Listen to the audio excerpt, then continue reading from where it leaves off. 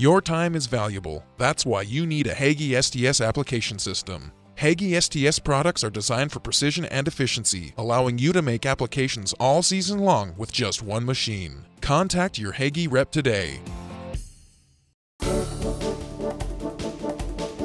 Our weed of the week is wild cucumber. You know, the first time Darren and I were talking about this, maybe 15 years ago or so, and we even mentioned it on Ag PhD, I said, boy, I don't know if I've even seen that weed around here. And Darren goes, what are you talking about, Brian? You've got it in your own shelter belt. This problem is a big deal for anyone who does have shelter belts, anyone who has trees, because wild cucumber is a viney weed that will climb up these trees, and I've even found it in some trees 40 feet tall, all the way to the top. It is looking for sunlight. It's looking for those trees that it can vine into and around, and it actually can hurt trees and shelter belts. Well, for the most part, if somebody lives on a place and they have a shelter belt around their house, they're going to notice this and deal with it.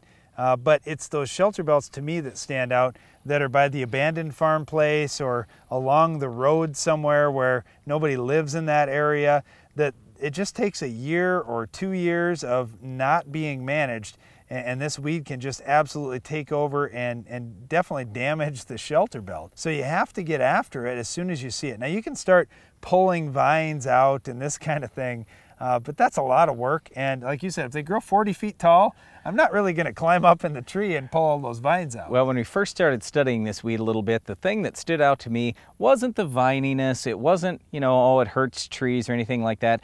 It was a couple of words that I thought were interesting. Pepos for the fruiting body and tendrils for these little pieces of vine that can wrap around some small branches. So pepos and tendrils, and that's what I remember most about wild cucumber. All right, well, let's talk about control. When we're out in a shelter belt, that really changes things because there aren't very many products that you're just going to have an aerial applicator fly over a shelter belt to try and control weeds down underneath. I mean, for one, it'd be really tough to get coverage all the way down through that shelter belt. So what I look at is what can we do on the ground as we're walking through a shelter belt to try and control weeds. Well, you talk about spraying over the top of it. I mean, what herbicide are you going to spray over the top of several different tree species? It's not going to hurt the trees.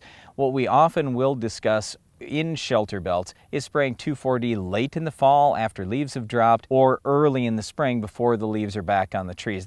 Those are the safest times to apply any herbicide in that shelter belt area. And 2,4-D is fairly effective on wild cucumber, but otherwise, like in my shelter belts, I only have a few plants that will pop up, and quite frankly, I just go along and pull them. Well, that is the old school option, Brian. When you only have 10 plants out there, it's no big deal. You talked earlier in the show about the combination between organic farming and conventional type farming practices. Here you go. You've got an option. You can do one where you're spraying things, or you can do one where you're not. But if you're going to let this weed get away from you out in a tree belt, I'll promise you, you're not going to be pulling everyone. It's just going to be too much work. Once again, wild cucumber is a viney weed. It's going to wrap around trees. We find it commonly in shelter belts. The best way to control it is either 2,4-D or just get out there and pull them. But make sure you're diligent about this because it only takes a couple of weeks. And quite often in my shelter belt, I'll find wild cucumber up 10 feet already in a couple weeks. And it's like, whoa, where did that come from? So this is an aggressive plant. It does grow quickly. That's all the time we have for this week's Weed of the Week, but Iron Talk is coming up next.